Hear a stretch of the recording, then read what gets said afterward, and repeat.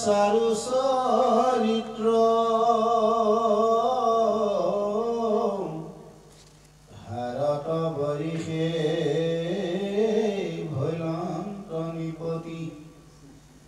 বৈষ্ণবয়াতি পবিত্র মেরু দেবী ত্রাণ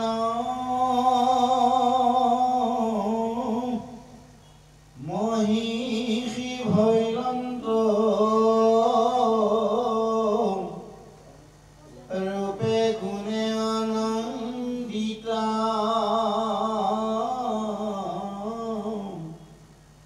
নভৈল সন্ততি চিন্তা কুলয়াতি পাছে থিৰ কৰি চিত ধীৰ্য গণয়ানী যজ্ঞ আৰম্ভিলা নানা দ্ৰব্য কৰি সাজা দেৱৰু দেৱতা হৰি কস্যশীল পুত্ৰ কামে মহাৰাজ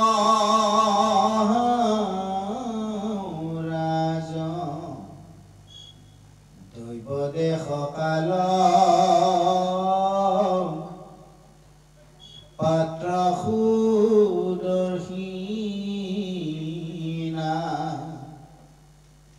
মন্তৰু নাহিকে ক্ষীণ সাংগু পাংগে যজ্ঞ কৰিলন্ত ৰাজা নভৈলয়ংগা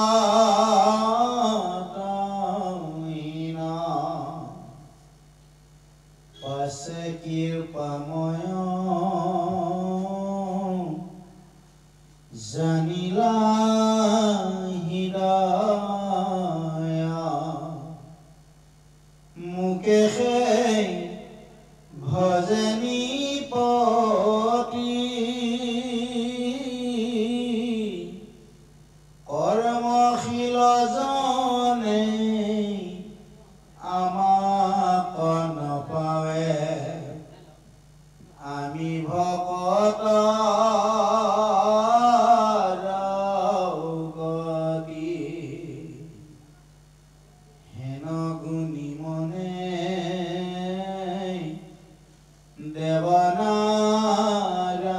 দেৱনাৰায়ণে ত্ৰথাতে ভৈৰৱে কত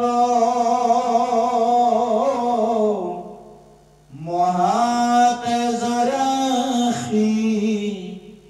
সভা ঢাকিল বিস্ময় হৰে মনত। জয় কৃষ্ণ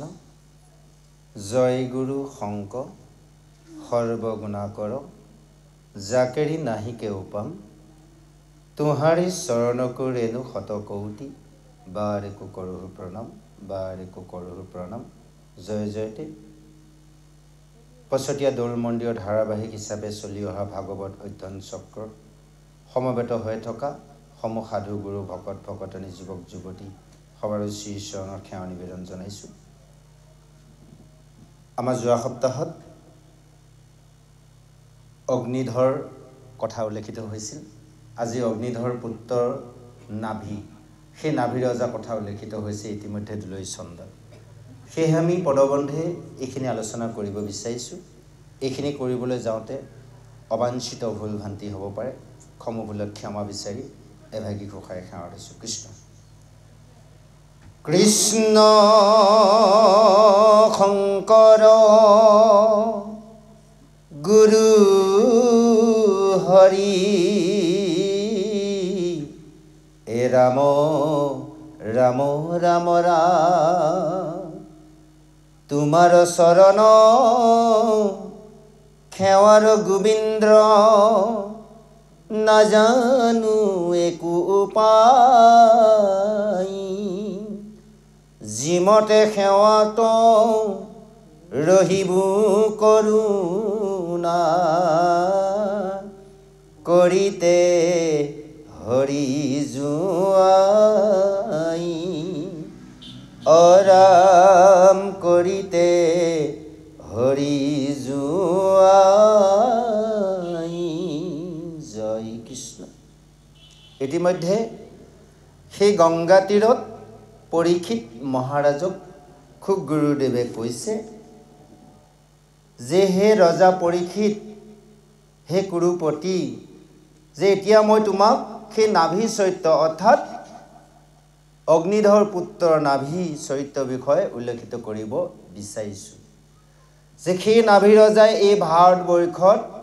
অৰ্থাৎ ৰজা হ'ল। আচলতে আমি পিছত পামগৈ,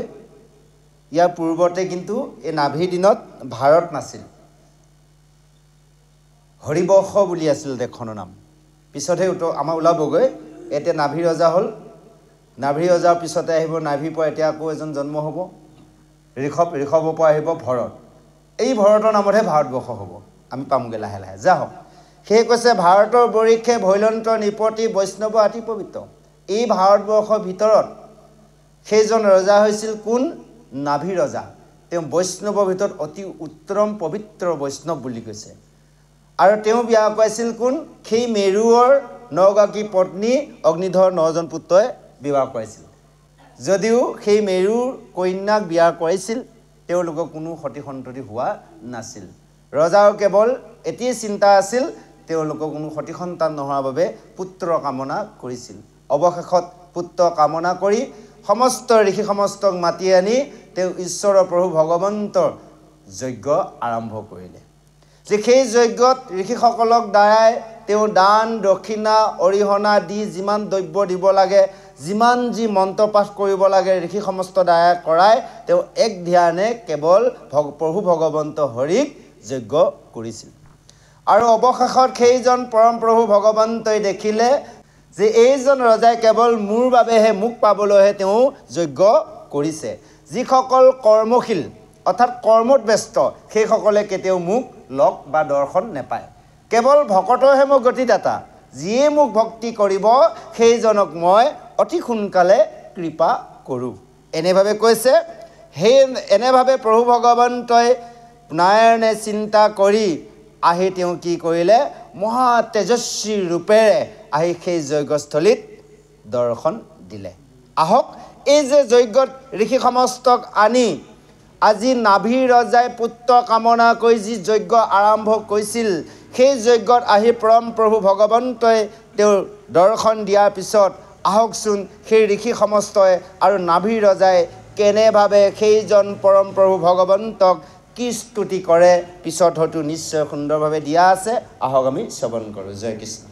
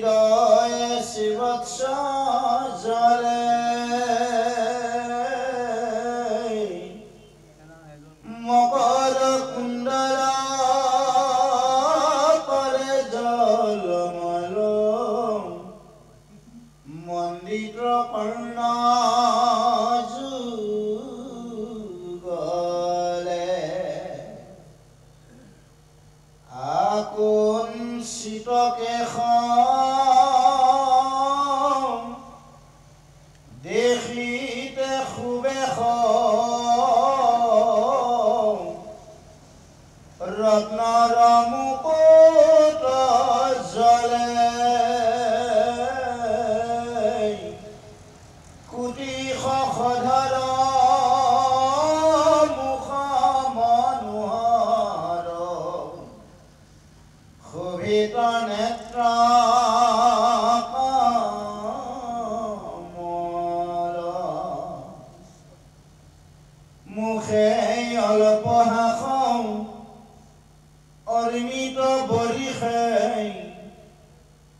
কণ্ঠত কৌস্তুভমণি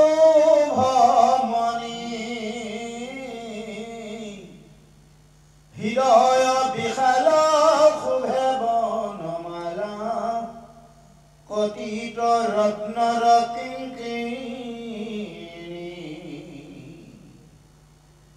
বাহুশ্ৰতুষ্টয়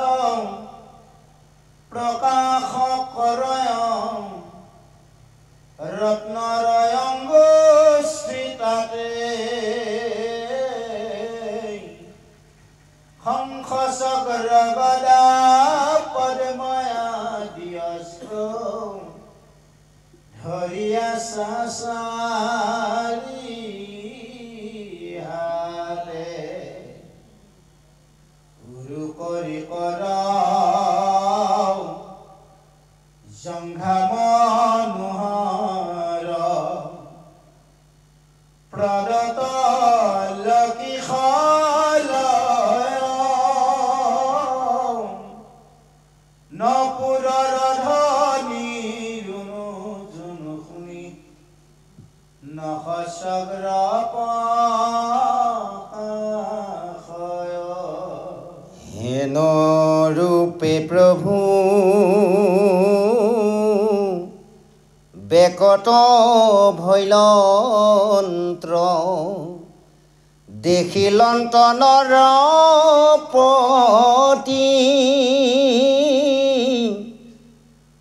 ৰীতি যে খহিতে উঠি চমকিতে অষ্টাংগে কৰিলা নতি নানা উপহাৰে হৰিক পুজিলা আনন্দৰ নাহি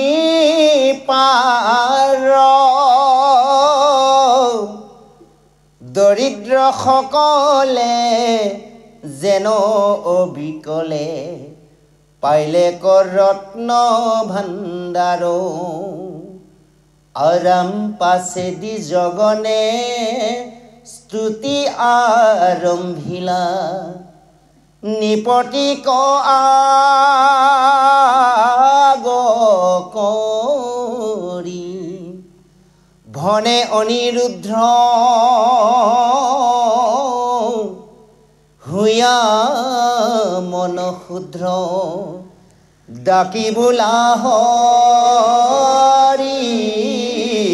হৰি হৰি ৰাম ৰাম হৰি ৰাম ৰাম ৰাম জয় শ্ৰী। এতিয়া সেই নাভি ৰজাই ঋষি সমস্তক লৈ পুত্ৰ কামনা কৰি হৰিক যি যজ্ঞ আৰম্ভ কৰিল, সেই হৰিয়ে আহি সেই যজ্ঞস্থলীত দৰ্শন দিলে যে তেওঁ শ্যামবৰ্ণ খৰি পীত বস্ত্ৰ পৰিধান কৰা, হৃদয়ত শিৱস্ব পান্তি সুন্দৰভাৱে জ্বলিছে আৰু মকৰ কুণ্ডল, আৰু তেওঁ যি কেঁকুৰাৰ চুলি আৰু মূৰত এটা ৰত্নৰ কিৰীটি অৰ্থাৎ মুকুট, আৰু কোটি চন্দ্ৰৰ দৰে উজ্জ্বল পোহৰ, মুখত মনোহৰ হাঁহি, অল্প অল্পকৈ হাঁহি আৰু ডিঙিত কৌস্তুভমণি। এনেভাৱে উল্লেখিত কৰিছে প্ৰভু ভগৱন্তৰ ৰূপ, যে এই ৰূপবোৰ আমি সদায় চিন্তা কৰিব লাগে। সেইকাৰণে আমি বাৰে বাৰে কওঁ, ভাগৱতত যে পদে পদে দিয়ে, আমি ক'ৰবাত ভগৱন্তৰ ৰূপটো পাহৰি যাম নেকি, সেইকাৰণে ৰূপটো আমাক পুনৰাই মনত পেলাই থাকে। সেয়ে কৈছে চাৰি হস্তৰ, আৰু তাত কৈছে শংখ চক্ৰ গদা পদ্ম চাৰি অস্ত্ৰ, আৰু সেই চৰণত নুপুৰ ৰুণু ঝুনুৰ। এনেভাৱে উল্লেখিত কৰিছে সেইজন প্ৰভু ভগৱন্তক দেখাৰ লগে লগে ঋষি সমস্তই নিজৰ আসনৰ পৰা উঠি অষ্টাংগই সেই ৰজায়ো সেইজন ভগৱন্তক প্ৰণাম জনাইছে। যে যোনে যেনেকৈ পাইছে ঋষি সমস্তই আনন্দৰ মনে হৰিক পূজাৰ কৰিছে, আৰু সেইজন নিপতিক আগত লৈ আজি ঋষি সমস্তই পিছত হয় হৰিক স্তুতি আৰম্ভ কৰিছে। আৰু এইখিনিতে আজি অনিৰুদ্ধৰ গুৰুজনাই আমাক সভাসদক কৈছে, সেই সভাসদৰ লোক সমস্ত যে সকলোৱে এক মন হয় শুদ্ধৰভাৱে কেৱল ঈশ্বৰৰ নাম ল'বা যে আমাক একমনে ল'ব দিছে মনটো আমি আচলতে এজনক নিবেদন কৰিহে নাম ল'ব লাগিব যিজন প্ৰভু ভগৱন্তৰ নাম ল'ম তেওঁকে আমি মনটো নিবেদন কৰি আৰু শুদ্ধৰভাৱে আমি কপটভাৱে নহয় শুদ্ধভাৱে কিন্তু ৰাম নাম আমাক ল'বলৈ আজি উপদেশ দিছে আহক পদবন্ধে আমি আগবাঢ়ি যাওঁ যে সেই ঋষিসকলে আজি সেইজন পৰম প্ৰভু ভগৱন্ত নাৰায়ণক কেনেভাৱেনো স্তুতি কয় কি বৰনো বিচাৰে পদবন্ধে দিয়া আছে আহক আমি শ্ৰৱণ কৰোঁ জয় কৃষ্ণ হৰিতি জবৰতি শুনা প্ৰভু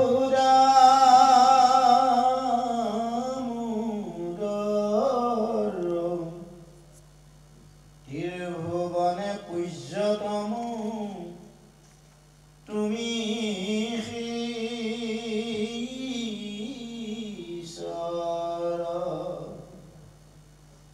পৰিপূৰ্ণ কাম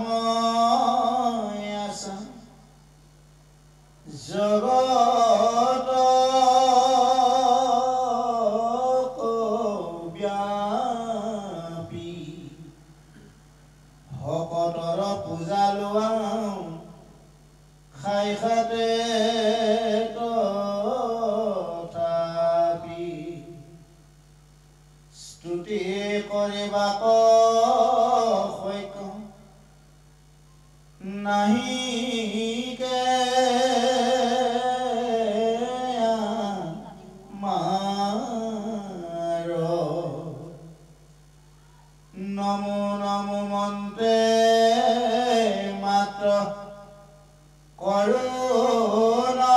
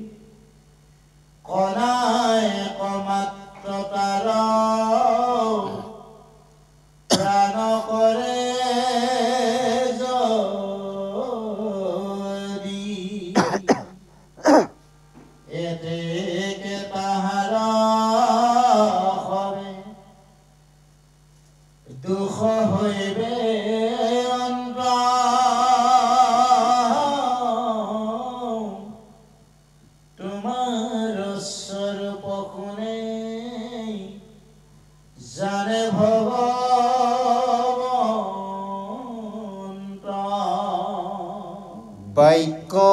মন অগোচৰ ঐবেক্ত্ৰ পুৰুষ তথাপি ভক্তৰ প্ৰতি সাধানীৰ কুশ কোমল তুলসী দলৌ জলে পূজা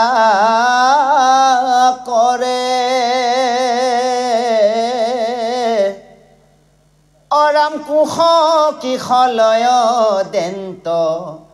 পৰম সাদৰে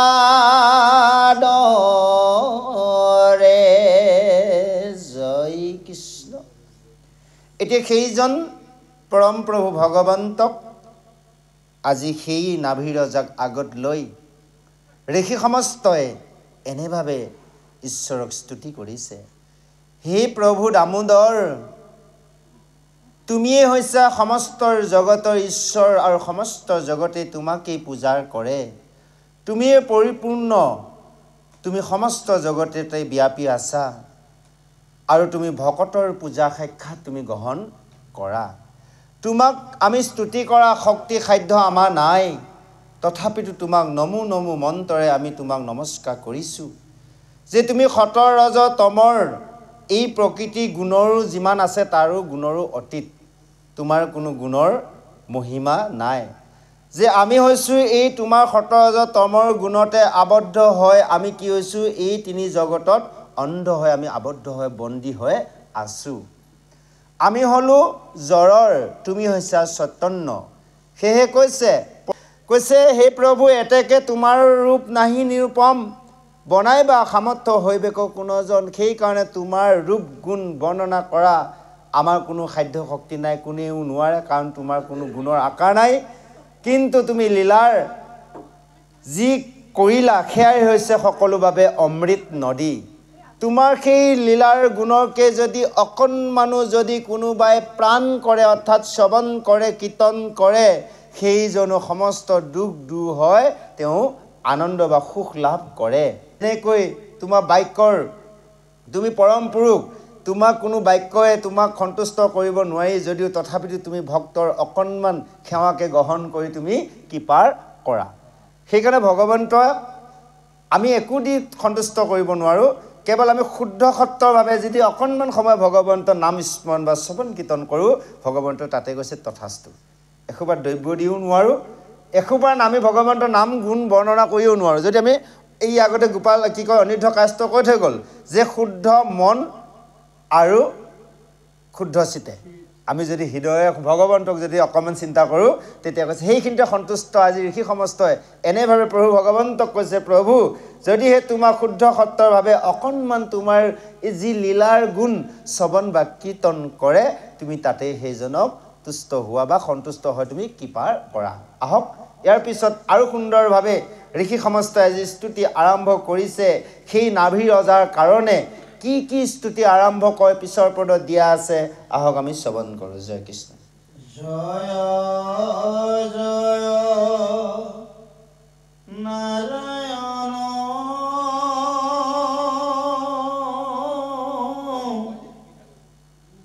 বুলন্ত প্ৰেমত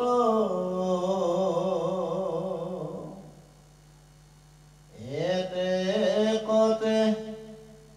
তুষ্ট তুমি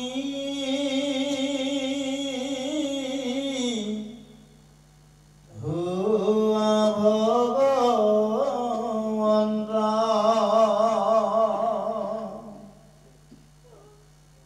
অভকত জনে পূজে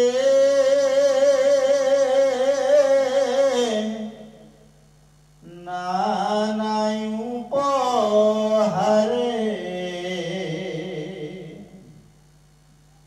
দণ্ড ছত্ৰ বাদ্য যন্ত্ৰ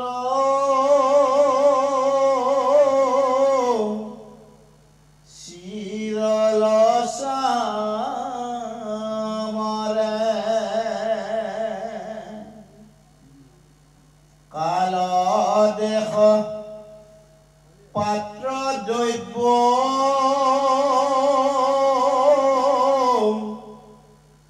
মন্ত্ৰ সদাচাৰ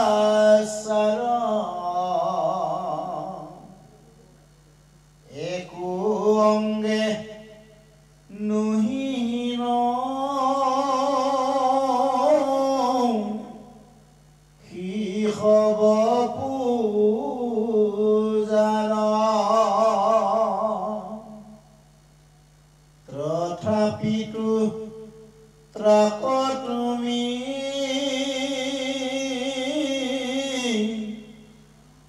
নকৰা গহন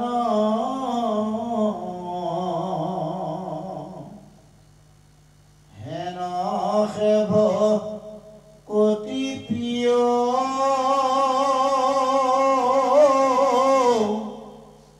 তুমি নাৰায়ণ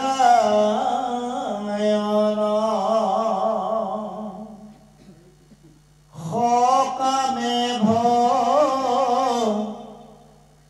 জুই আমি তোমাৰ চৰণে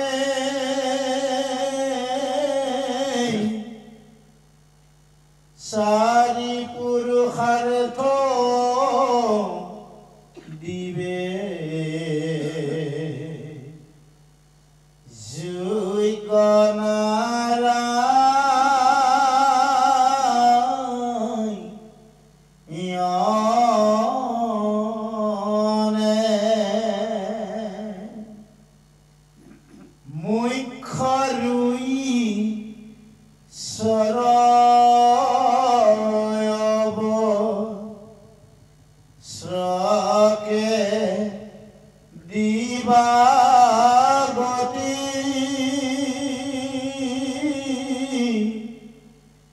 মাগুহে সকামি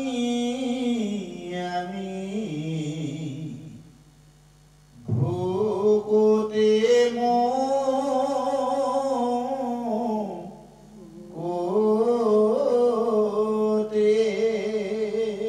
ব্ৰহ্মা আদি দেৱে কৰে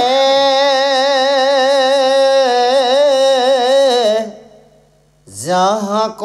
পূজন আমাৰ পূজাত তান কোন প্ৰয়োজন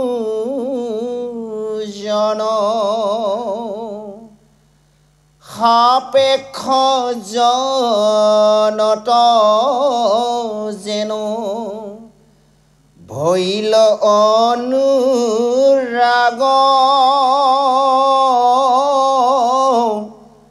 ভকতৰ বৈশ্য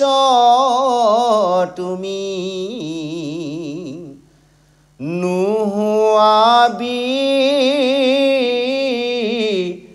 ৰাগ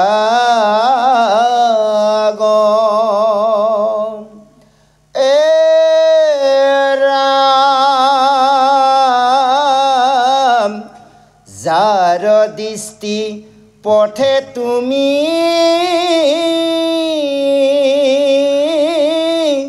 গৈলা দামোদৰ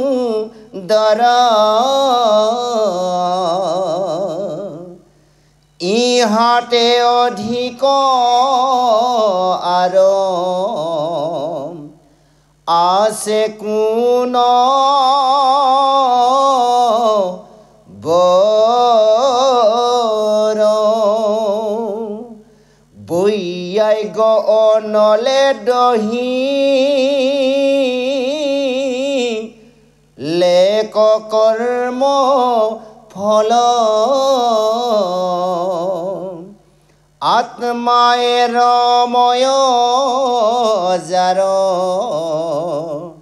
ইন্দ্ৰিয়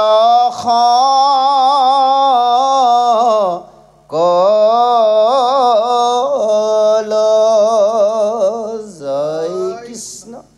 আজি ঋষি সমস্তই সেইজন প্ৰভু ভগৱন্ত নাৰায়ণক এনেভাৱে প্ৰেমভাৱে কৈছে, জয় জয় নাৰায়ণ বোলন্তে হে প্ৰভু তুমি কি কৰা সন্তুষ্ট হোৱা। যিজনে শ্ৰদ্ধাভাৱে কয়, যদিহে তোমাক অভক্তই এসোপা দ্ৰব্য দি বিভিন্ন বাদ্যৰ যন্ত্ৰৰ বজাই তোমাৰ যদি গুণ গৰিমাও গায়, তথাপিতো তুমি কিন্তু সেইকণ গ্ৰহণ নকৰা আৰু সন্তুষ্ট নোহোৱা। সেইকাৰণে আমি এসোপা দিও ভগৱন্তক সন্তুষ্ট কৰিব নোৱাৰোঁ। অকণমান সময় যদি শুদ্ধ চিত্তে ভগৱন্তক দিওঁ, সেইকণে ভগৱন্তই সেইকণ সেৱাহে গ্ৰহণ কৰে। সেয়েহে কৈছে অভক্তৰ জনে প্ৰভু পূজা নানা উপহাৰে দণ্ড সত্য বাদ্য যন্ত্ৰ চিৰ চামৰে কালদেশ পাত্ৰ দৈৱ মন্ত্ৰ সদাচাৰ একো অংগে নুহিহীন শিশৱ পূজাৰ তথাপিতো তাকো তুমি নকৰা গ্ৰহণ হেনকে ভকতি প্ৰিয় তুমি নাৰায়ণ সেইজনে তুমি ভকতিহে তোমাৰ প্ৰিয় যিজনে ভক্তি কৰিব শ্ৰদ্ধাই সেইজনক কিন্তু গ্ৰহণ কৰে অভক্তই যদি এসোবাৰ পূজা দ্ৰব্য দিয়ে সেই আমাক কৈছে নে সেমুলু ফুলৰ দৰে সেমুলু ফুল ক'তোৱে নালাগে এনেইতো তলত পৰি থাকে দেখিবলৈ ভাল লাগে কিন্তু একো কামত নাই তদনুৰূপ যদি আমি অভক্ত হওঁ বা শ্ৰদ্ধা নোহোৱাকৈ যদি ভগৱন্তক এসোবাৰ দ্ৰব্য দিওঁ তেনেহ'লে ভগৱন্তই গ্ৰহণ নকৰে এই কথাখিনি আজি ঋষি সমস্তই কৈছে হে প্ৰভু কৈছে সকামে আমি তোমাক চৰণত ভজিছোঁ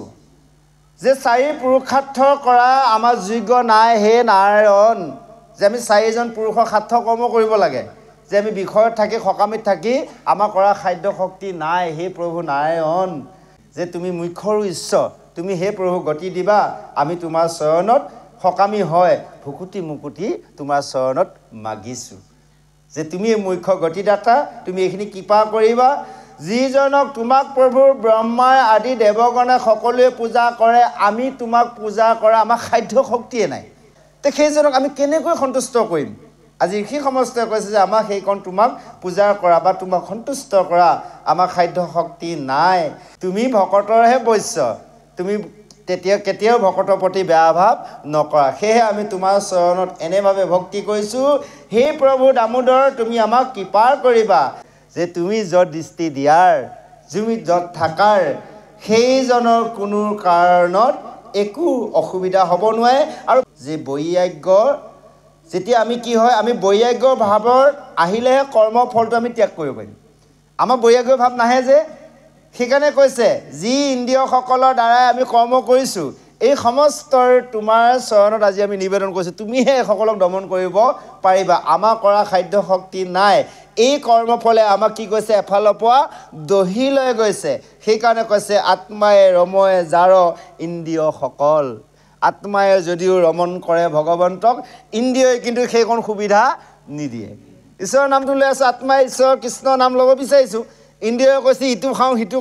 কৰোঁ সিটো কৰোঁ ইন্দ্ৰিয়ক সুবিধা দিয়া নাই এই ইন্দ্ৰিয় আমাক দহি লৈ গৈছে যেনে অগ্নি যে আছে যিটো আমি খাদ্যৰ আমাৰ হজম কৰে নহয় দহন কৰে তদনুৰূপ এই যেনেকৈ খাদ্য আমাৰ গৰ্ভলৈ যোৱাৰ লগে লগে সেইকণ খাদ্য হজম কৰে তদনুৰূপ আমাৰ ইন্দ্ৰিয়সকলে আমাক কি কৰি গৈছে এনেভাৱে শৰীৰটোক এফালৰ পৰা দহন কৰি লৈ গৈছে এই ইন্দ্ৰিয় কৰ্মৰ দ্বাৰা কেৱল শৰীৰটো আমাৰ এফালৰ পৰা শেষ হৈ গৈছে আমি কিন্তু উপলব্ধি বা অনুভৱ কৰা নাই সেই আজি ঋষি সমস্তই কৈছে যে এই আত্মাই যদিও ৰমন কৰে তোমাক কিন্তু ইন্দ্ৰিয়সকলৰ দ্বাৰা কৰা খাদ্য শক্তি নহয় সেইখিনি আমাৰে হৈ আছে সেইকাৰণে আমিও এইবোৰ কথা চিন্তাৰ ভাৱনা কৰি ভগৱন্তক সেইকাৰণে মাজে মাজে আমি গুৰুগৃহত আমি নিবেদন কৰি থাকিব লাগিব ভগৱন্তক ক'ব লাগিব কাৰণ একেদিনাখন আমি ইমান ডাঙৰ ভকত হ'ব নোৱাৰোঁ একেদিনাখন আমি ভগৱন্তক ইমানখিনি কৰাবও নোৱাৰোঁ কেৱল আমি অকণমানকৈ ভগৱন্তক আমি কৰি স্তুতি কৰি গৈ থাকিলে লাহে লাহে আমাৰো কিছু বেয়া গুচি যাব ভাল আহিব তেতিয়াহে ভগৱন্তই আমাক কৃপা কৰিব আহক আজি ঋষি সমস্তই এনেভাৱে স্তুতি কৰিছে আৰু কি স্তুতি আৰম্ভ হয় আৰু ভগৱন্তৰ ওচৰত কি বিচাৰে আৰু ভগৱন্তইনো কি দিব পিছৰ পদত সুন্দৰভাৱে আগবাঢ়িছে আহক আমি শ্ৰৱণ কৰোঁ জয় কৃষ্ণ খবৰ দুৰ্লভটো এখন লিখিব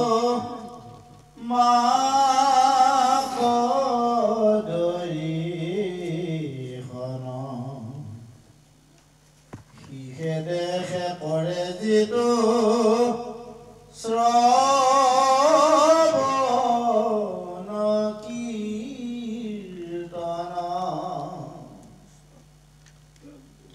স্মৰি বাক সৈক্য নাহিকে আমাৰ দুৰ্জয় মায়াৰে মন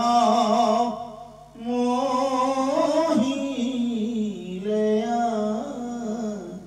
মাৰ দিওয়ে কবৰ প্ৰভু মা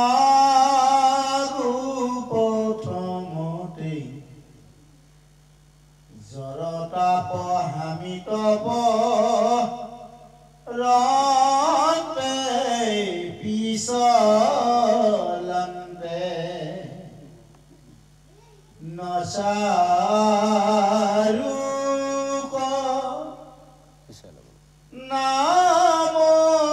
প্ৰভু মৰণ বেলাত আৰু এক বৰ প্ৰভু মাগো তোমাক দেখা দেখা ৰাজাইটো কেনে মন্দ মতি পুত্ৰ কামে যজিলে তোমাক সম্প্ৰতি স্বৰ্গৰ বৰ্গৰ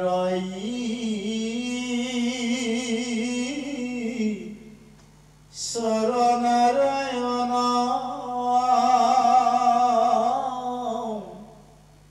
কুবেৰৰ মায়া যেন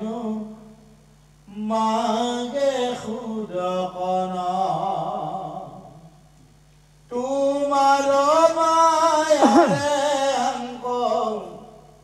মহিলে নিশ্চয় অপৰাধ সমীবৰ দিয়া কৃপাময় তোমাৰ সদিশ পুত্ৰ এক জাত হেন শুনি হাসি বুলি লন্ত জগন্নাথ তোমাৰ তুতিত মই তুষ্ট ভৈলু বৰ পৰম দুৰ্লভ মাগি লাজিটো বৰ তথাপি তোমাৰ বাক্য কৰি বুঢ়ীটি মুহুৰ বদন তোৰা হব যত যত কিন্তু মোৰ সমপুত্ৰ নাহি ত্ৰিভুৱনে কলাৰে জন্মিবু মই নাভিত পোনে হেন শুনি নিপতিৰ ৰংগ ভৈলা মনে অসভ্যা যেন মিলা পৰি কৃষ্ণৰ চৰণে জয় কৃষ্ণ। এতিয়া ঋষি সমষ্টিয়ে কৈছে, হে প্ৰভু, যিজনে তোমাক শ্ৰদ্ধা আৰু শুদ্ধ সত্ৰৰ বাবে শ্ৰৱণ কীৰ্তন কৰে, তোমাৰ গুণ গৰিমা, সেইজনে দুৰ্লভ আৰু সেইজনেহে তোমাক দৰ্শন কৰিব পাৰে। যি তাকে আমি তোমাক স্মৰণ কৰা খাদ্য শক্তি নাই, এই দুৰ্জন মায়াই আমাক মন মুহি এই মায়াই আমি লতিঘটি হৈ আছো। হে প্ৰভু, তুমি প্ৰথমে আমাক এটি বৰ দিয়া। আজি ঋষি সমস্তই ভগৱন্তৰ প্ৰভু নাৰায়ণৰ পৰা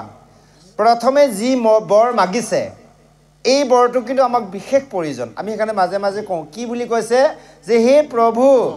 যাতে খাওঁতে শুওঁতে উঠোতে বহুতে শয়নে সপোনে হাঁচিয়ে হকতি পিছলিতে উজতিতে হয়নে বাৰু আৰু মৰণৰ সময়তো কেৱল যাতে তোমাৰ নাম মুখত আহে বা তোমাৰ প্ৰতিচ্ছবিটো হৃদয়ত এবাৰ ভাঙি আহে উল্লেখিত যে প্ৰতিটো মুহূৰ্ততে যাতে তোমাৰ নামখাৰ মুখত থাকে এইকণ তুমি বৰ আমাক প্ৰথমে প্ৰদান কৰা প্ৰভু ইয়াৰ পিছত আৰু এটি বৰ মাগিব বিচাৰিছোঁ যে এইজন মূৰ্খ ৰজাই এই মন্দমতী ৰজাই পুত্ৰৰ কামনা কৰি প্ৰভু তোমাক ভজিছে বা যজ্ঞ কৰিছে যে তুমি স্বৰ্গৰো ঈশ্বৰ সকলো দেৱৰো ঈশ্বৰ তুমি হৈছা নাৰায়ণ যে এইজনে নাজানি মূৰ্খই তোমাক পুত্ৰৰূপে পাবলৈ বা পুত্ৰ পাবলৈ তোমাক কামনা কৰি পূজাৰ কৰিছে যে তোমাৰ এই মায়াই এইজনকো মোহিত কৰি ৰাখিছে সেয়েহে প্ৰভু যে তোমাৰ সদৃশ তোমাৰ দৰে এজন তোমাৰ সদৃশ পুত্ৰৰ তোমাক পুত্ৰৰূপে পোৱাটো সম্ভৱ নহয় এইজন মূৰ্খ ৰজাই অজ্ঞানী হৈ তোমাক এনেভাৱে পূজিছে হে প্ৰভু তুমি এটাই বৰ দিয়া যাতে তোমাৰ কৃপাত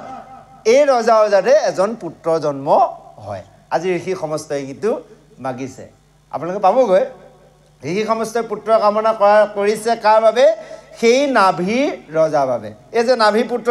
ঋষভ হ'ব ঋষভ অৰ্থটো ঋষিসকলৰ বৰ ঋষিসকলে মাগাৰ বাবে জন্ম লাভ কৰাৰ বাবে তেওঁৰ নাম হ'ব ঋষভ